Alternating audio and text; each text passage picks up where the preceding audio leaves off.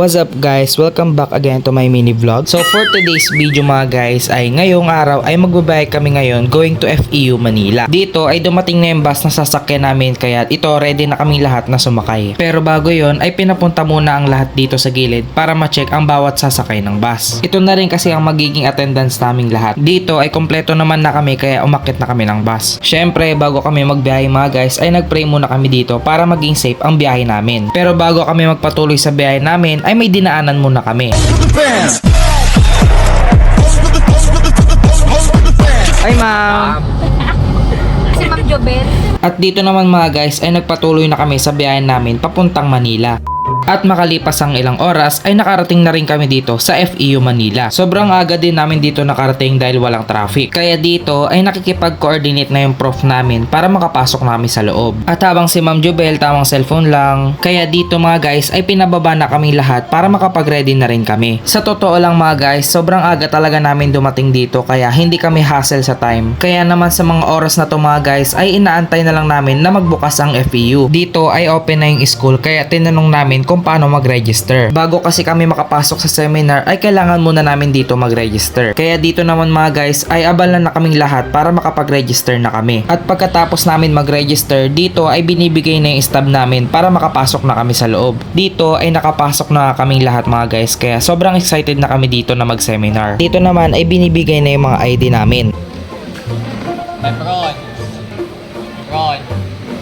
Dito naman ay pinapasok muna kami sa room para makapagpahinga muna kami lahat. Dito ay papasok na kami ng convention para mag-seminar.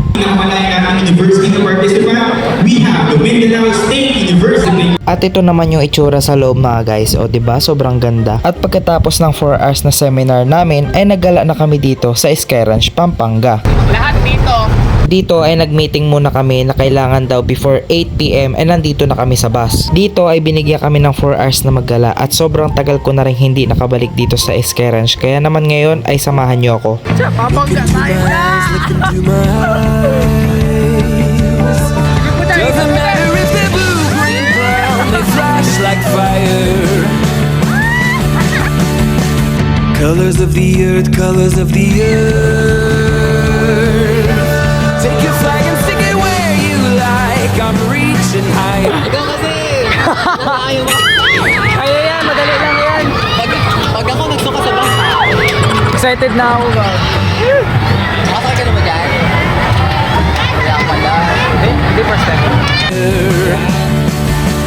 Oh darling, if you think the planet's grip can hold me back, I am a rocket. There's no way you can stop me. It's right. I felt so free as I do right now. No way that I'll ever come. I'm on my way. It's all coming clear. Baby, I was made for the stars. Lala.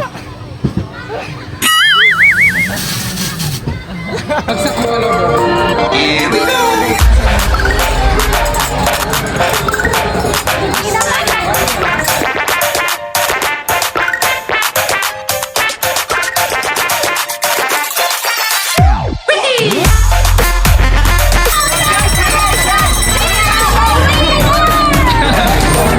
At syempre pagkatapos namin mag-rides dito ay kumain muna kami sa food court. At ito naman yung in-order kong dinner mga guys, chicken curry, yan.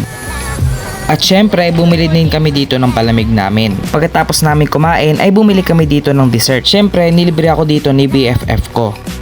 Oh darling, if you think the planet's grip can hold